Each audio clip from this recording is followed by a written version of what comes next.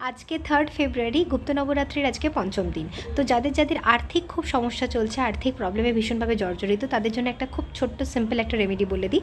আজকে সন্ধেবেলা যখন আপনারা সন্ধে দেবেন, তখন সন্ধ্যা দেওয়ার সময় একটা প্লেটের মধ্যে, স্টিলের প্লেট হোক বা যে কোনো ঠাকুরের রেকাব নিতে পারেন, তাতে চাল কিছুটা পরিমাণ নিয়ে নেবেন, মানে বেশ মানে একটা হাতের মুঠো বা যতটা আপনারা পারবেন আর কি, ঠিক আছে, মানে প্লেট অনুযায়ী আর কি।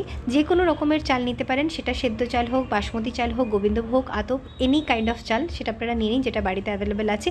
দিয়ে কিছুটা পরিমাণ নিয়ে একটা চূড়ার মতো করে, মানে একটা পাহাড় যেরকম হয় আর কি, ছোটো টিলা টাইপের, সেরকম ধরনের একটা ছোট্ট মানে চাল দিয়ে আর কি, সেরকম একটা ছোটো টিলার মতো বানিয়ে তার ওপরে একটা প্রদীপ জ্বালিয়ে দিন। প্রদীপ যে কোনো প্রদীপ, মাটির প্রদীপে দিয়ে জ্বালাতে হবে, কোনো রকম কোনো ম্যান্ডেটারি ব্যাপার নেই। বাড়িতে নর্মাল যেরকম ঠাকুরকে দেখান সেই প্রদীপও জ্বালাতে পারেন, কিন্তু সেটা অবশ্যই ঘিয়ের প্রদীপ জ্বালাবেন, ঠিক আছে? ঘি দিয়ে প্রদীপটা জ্বালাবেন এবং প্রদীপের মধ্যে অল্প পরিমাণ একটু চাল, ঠিক আছে, এবং যে চালটা আপনারা নেবেন সেখান থেকে অল্প পরিমাণ একটু চাল এবং অল্প একটু হলুদের গুঁড়ো ওই প্রদীপের মধ্যে, মানে ঘিয়ের মধ্যে আপনারা মিশিয়ে দেবেন। পুরো প্রদীপটা যখন জ্বলে যাবে, প্রদীপটা মানে একদম ঠান্ডা হয়ে যাওয়ার পরে, তারপরে ওই যে প্রদীপটা থাকবে, মানে পুরো জিনিসটা তুলে আপনারা বাইরে কোনো রকম কোনো মাটিতে আপনারা প্রবাহিত জলে আয়তার বিসর্জন করে দিতে পারেন, নাহলে মাটিতে আপনারা পুঁতে দিতে পারেন, ঠিক আছে? সেটা পরের দিনের কথা বলছি, মানে আগামীকাল। আর যে চালটা আপনারা প্লেটের মধ্যে নিয়েছেন, সেই চাল থেকে একটু কিছুটা পরিমাণ চাল পরের দিন, মানে আগামীকাল সকালবেলা নর্মাল বাড়ির বাইরে যে মানে পাখিরা আসে, পাখিদেরকে আপনারা অল্প একটু খেতে দিয়ে দিন।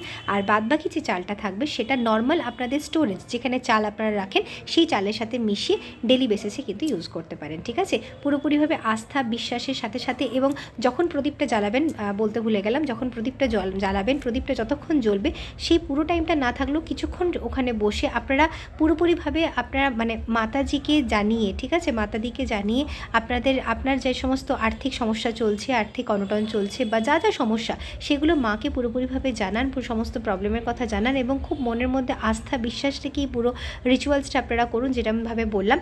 আর অবশ্যই যখন আপনারা পুরো রিচুয়ালটা করবেন, ওই সময়টা যদি দুর্গা সপ্তশতী যে পাঠ, ইউটিউবে আপনারা খুব ইজিলি মানে একটু সার্চ করলে পেয়ে যাবেন, দুর্গা সপ্তশতী অথবা চামুণ্ডে বিচ্ছে, ঠিক আছে? এই দুটোর মধ্যে যে কোনো একটা মন্ত্র আপনারা একটু চালিয়ে দেবেন। যখন চলবে তখন ওই প্রদীপের সামনে কিছুক্ষণ বসে আপনারা যেভাবে বললাম, একটু অ্যাফার্মেশন দেওয়া, একটু জাস্ট একটা মেডিটেট করা, বা মাকে পুরো সমস্ত আপনাদের প্রবলেমের কথা জানিয়ে পুরো রেমেডিটা ভালোভাবে করুন।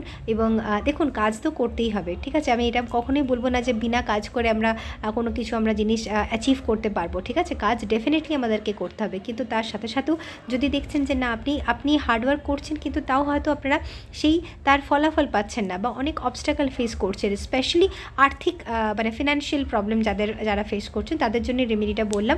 অবশ্যই ভীষণ আস্থা সহকারে মানে আস্থা ভক্তি রেখে মায়ের প্রতি এই রেমেডিটা আজকে করে দেখুন, এবং তারপর আপনারা কীরকম পজিটিভ চেঞ্জেস আসছে আপনাদের লাইফে, অবশ্যই ফিডব্যাকে জানাতে ভুলবেন না।